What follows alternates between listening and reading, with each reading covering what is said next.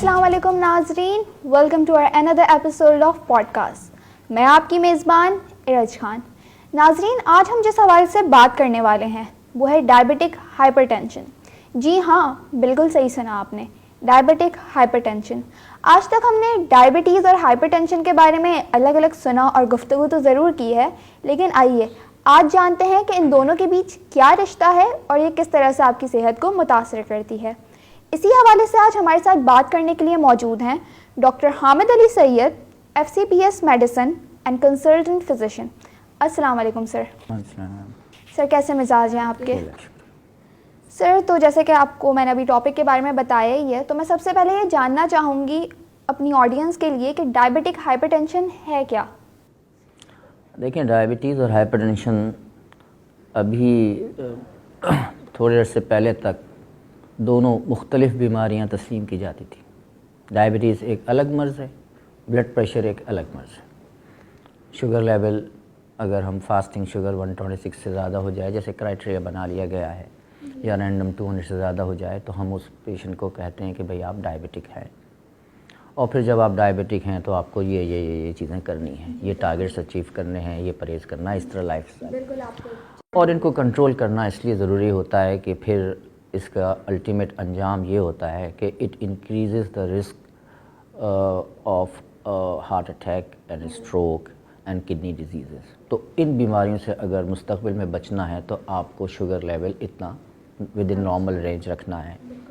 اور اسی طریقے سے بلڈ پریشر کا مریض، اس کو بھی یہ ان بیماریوں کا رسک بڑھ جاتا ہے، ہارٹ اٹیک کا، فالج کا، کڈنی ڈیزیز کا، آنکھوں کے پردے کا. تو یہ ان دونوں بیماریوں کا اینڈ رزلٹ تقریباً ایک جیسا ہی ہے، لیکن ہیں دونوں ڈفرینٹ بیماری. جی بالکل. تو پھر اور دونوں کو ایگزسٹ بھی کرتی ہیں. یعنی اکثر ایسا ہوتا ہے کہ جو ڈائبٹک پیشنٹ ہوتا ہے وہ ہائپرٹینسو بھی ہوتا ہے، لیکن الگ الگ بھی ہوتے ہیں. ایک ڈائبٹک پیشنٹ ہو سکتا ہے وہ ساری زندگی ہائپرٹینسو نہ ہو، یا ایک ہائپرٹینسو پیشنٹ ڈائبٹک نہ ہو.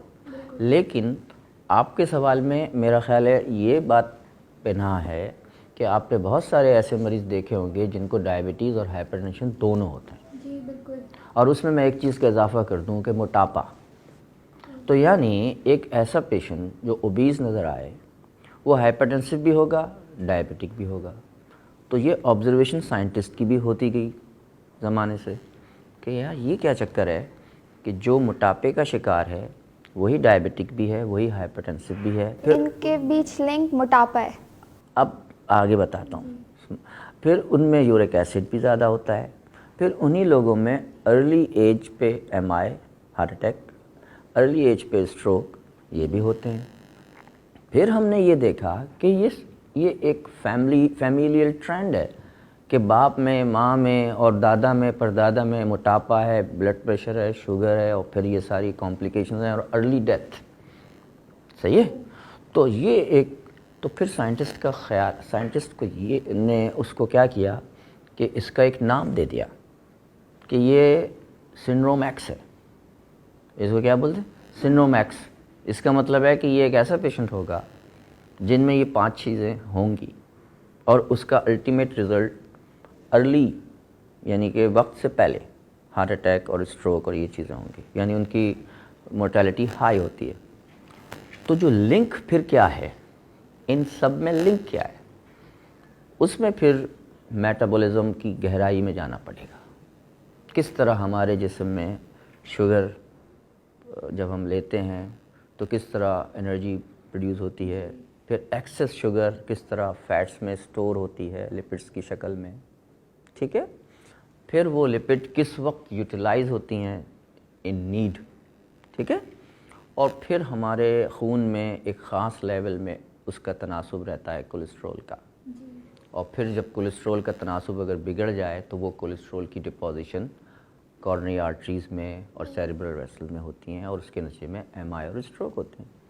تو کہنے کا مطلب یہ ہے کہ یہ دونوں بیماریاں ایک میٹابولک ڈیزیز ہیں، یعنی میٹابولزم ایٹ فالٹ ہوتا ہے ان دونوں بیماریوں میں. اسی لیے سنڈروم ایکس سے اس کا نام تبدیل کر کے میٹابولک سنڈروم کر دیا گیا. رائٹ. تو ابھی بھی انسان کی نالج اس بارے میں مکمل نہیں ہے کہ یہ سنڈروم ایکس یا میٹابولک سنڈروم کس طرح ہوتا ہے.